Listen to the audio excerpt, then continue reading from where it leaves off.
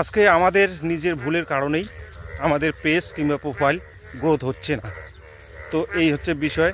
তো কিভাবে গ্রোথ করব সে বিষয়ে আপনাদেরকে বলবো। পেজ বা প্রোফাইল কিভাবে ঠিক রাখবেন এবং কিভাবে গ্রোথ করবেন, অনেক অনেক ভিউ আসবে, সেটাই আজকে আপনাদেরকে দেখাবো। পাশে থাকবেন, একদম ভিডিও শেষ পর্যন্ত দেখবেন। তো আপনাদেরকে এভাবে প্র্যাকটিক্যালে পেজ বা প্রোফাইল সম্বন্ধে বলবে না, যেটা আমি বলতেছি করে A number page, B number page, C number page আপনাদেরকে দেখাবো। আপনারা সাথে থাকুন।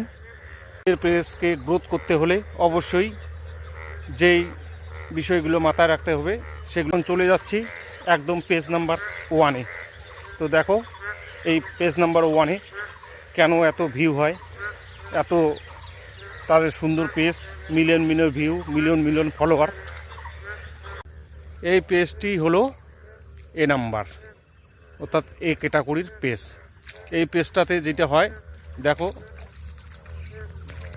একদম ইউনিক কন্টেন্ট ভরা, কোনো জাবুরা জঙ্গল নেই, মিলিয়ন মিলিয়ন ভিউ হয়।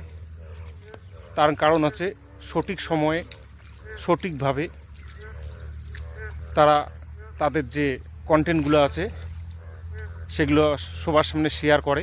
এই জন্য এই পেজটা দেখো একদম গ্রোথ পেজ, কোনো জঙ্গল নেই এবং সঠিক সময়ে সঠিকভাবে পরিচর্যা করা হয়েছে। এটাই হচ্ছে পেজ নাম্বার 1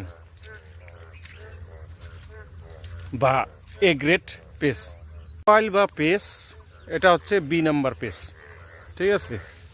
এইখানে দেখো কিছুটা হয়েছে, মানে তোমার ধরো 500, 600, 1000 কিংবা হচ্ছে 100, 200 ভিউজ আসে, ঠিক আছে।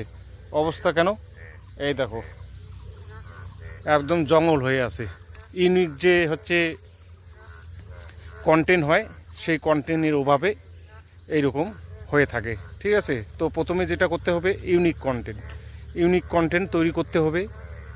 ইউনিক কন্টেন্ট তৈরি করলে এই পেজটা কিন্তু ঠিক এ যে পেজ আছে এ পেজের মতো হয়ে যাবে।